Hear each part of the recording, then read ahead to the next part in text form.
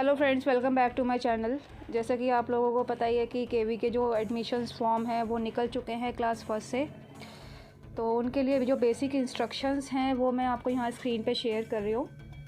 तो सबसे पहले जो ये ऑनलाइन रजिस्ट्रेशन शुरू हुए हैं क्लास फर्स्ट के लिए वो 28 तारीख से शुरू हो चुके हैं 10 बजे से, और जो लास्ट डेट है रजिस्ट्रेशन की वो है आपकी 21 मार्च 2022 तक। इट मीन्स कि आप 21 मार्च 2022 तक शाम को 7 बजे तक आप ये फॉर्म्स को फिल कर सकते हैं।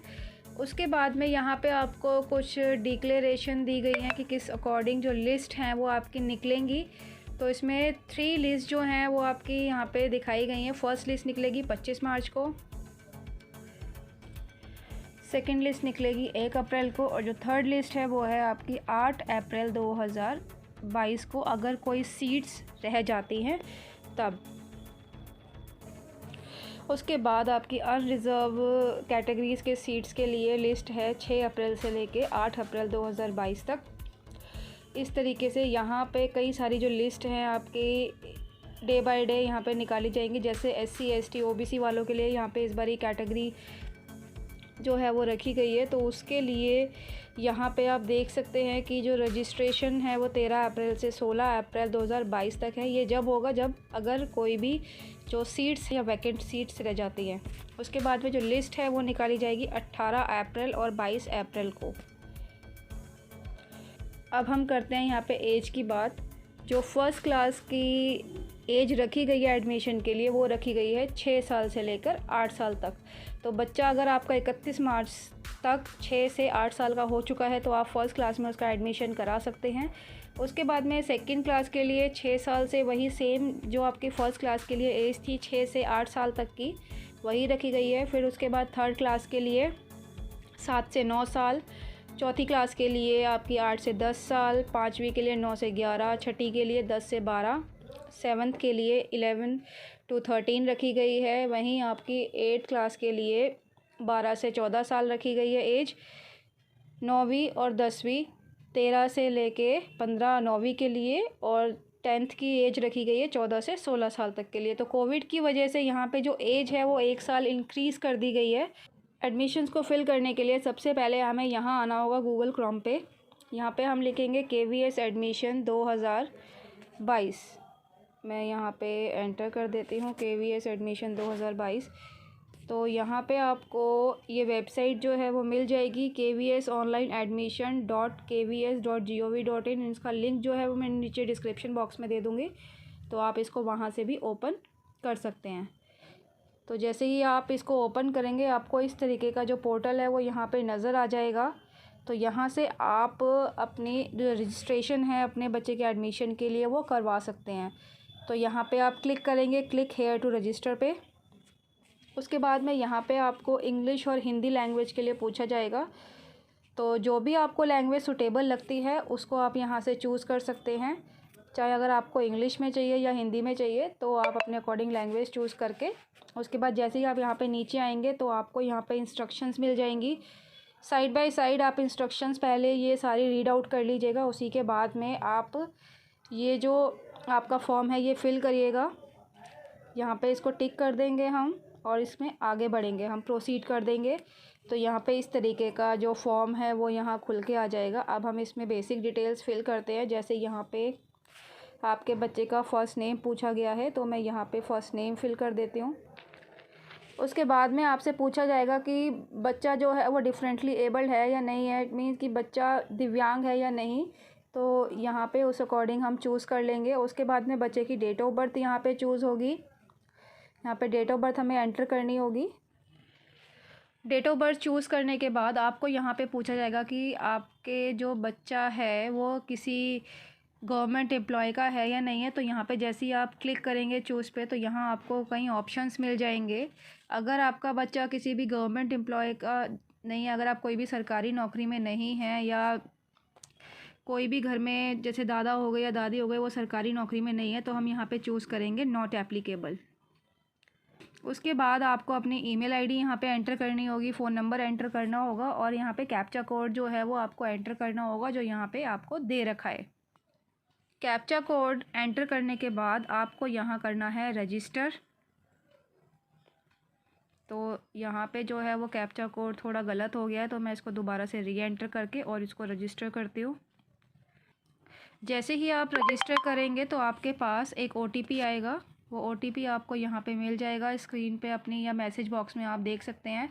तो यहाँ पे OTP आ चुका है, वो OTP मैं यहाँ पे एंटर कर देती हूँ। OTP एंटर करने के बाद हम यहाँ पे कैप्चा कोड दोबारा से फिल करेंगे और इसको करेंगे यहाँ से वेरीफाई।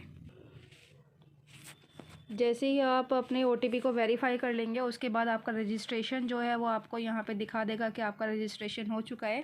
उसके बाद हम यहाँ पे आएंगे ये 3 डॉट्स पे, ये जो आपको 3 लाइंस यहाँ पे नज़र आ रही है, यहाँ पे हम करेंगे लॉगिन। लॉगिन करने के बाद आपके मोबाइल फ़ोन पे एक मैसेज आएगा जिसमें कि आपका लॉगिन कोड दे रखा होगा। तो वो जो लॉगिन कोड है वो आपको यहाँ पे एंटर करना होगा। जैसे ही आप अपना लॉगिन कोड यहाँ पे एंटर करेंगे, उस लॉगिन कोड के बाद आपसे आपके बच्चे की डेट ऑफ बर्थ पूछी जाएगी, आपका मोबाइल नंबर पूछा जाएगा और उसके बाद में यहाँ से हम करेंगे लॉगिन।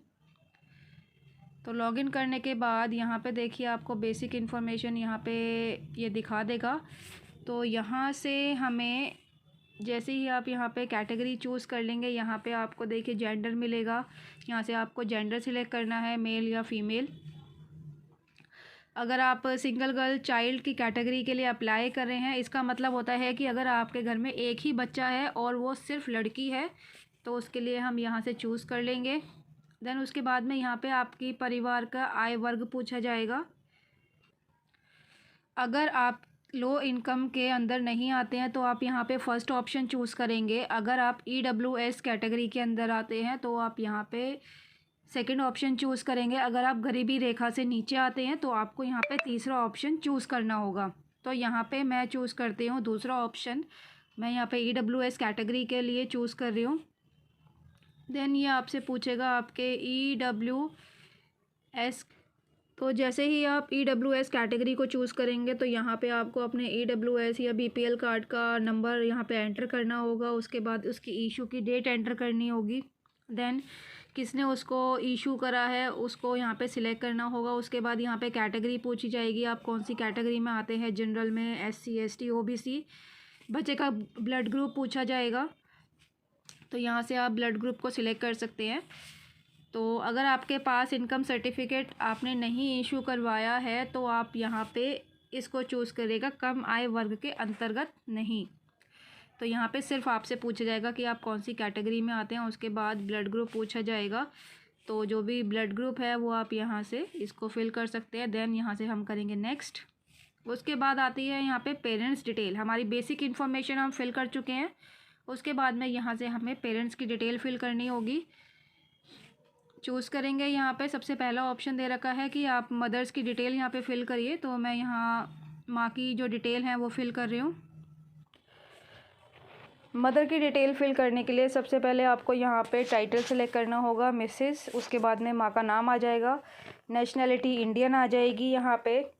तो उसके बाद में पूछा गया है कि आप चाहते हैं कि माता का आवासीय पता पिता के आवासीय पता फील्ड में अपने आप ही लिखा जाए, तो उसके लिए हम यहाँ से सिलेक्ट कर लेंगे हाँ। उसके बाद में यहाँ पे आपकी कंट्री आ जाएगी इंडिया। अगर आप यहाँ पे इंडिया चूज़ करेंगे तो नीचे इसके आपको दिखाई देगा स्टेट ऑफ रेजिडेंस। तो यहाँ से आप जिस भी स्टेट को बिलोंग करते हैं तो वहाँ से आप इसको चूज़ कर लेंगे। तो मैंने यहाँ पे दिल्ली कर लिया है। उसके बाद में यहाँ पे रेजिडेंशियल एड्रेस पूछा जाएगा। मदर की डिटेल फिल करने के बाद यहाँ पे मदर की ऑक्यूपेशन फिल करनी होगी, जिस भी ऑर्गेनाइजेशन में वो काम कर रहे हैं यहाँ पे वो फिल करनी होगी। जहाँ पे भी आपको ये रेड कलर का स्टार का निशान दिखाई दे रहा है, ये फील्ड्स आपकी मैंडेटरी है। यहाँ पे आपको फील्ड्स भरनी ही भरनी है जहाँ पे भी आपको ये रेड निशान नज़र आएगा। तो मदर की जो डिटेल है वो मैंने फ़िल कर दी है यहाँ पे। अब हम आते हैं यहाँ पे फादर की डिटेल पे, तो हम इसको भी फ़िल कर लेते हैं। मदर और फादर दोनों की डिटेल फिल होने के बाद हम यहाँ आएंगे नेक्स्ट पे। अब इसके बाद थर्ड स्टेप में आपके चॉइस ऑफ स्कूल्स को पूछा जाएगा कि आप जिस भी चॉइस का स्कूल चाहते हैं वो आपको यहाँ पे सारी जितनी भी नियर बाय आपके पढ़ेंगे स्कूल वो आपको यहाँ पे दिखा दिए जाएंगे। तो आप उसके अकॉर्डिंग यहाँ पे सिलेक्ट कर सकते हैं। अपने एरिया का स्कूल आपने इस अकॉर्डिंग सिलेक्ट करना है कि आपका जो एरिया हो वो 5 किलोमीटर के अंदर ही हो। अगर आपका एरिया 5 किलोमीटर की रेंज के बाहर होगा तो आप इसको फिल नहीं कर पाएंगे।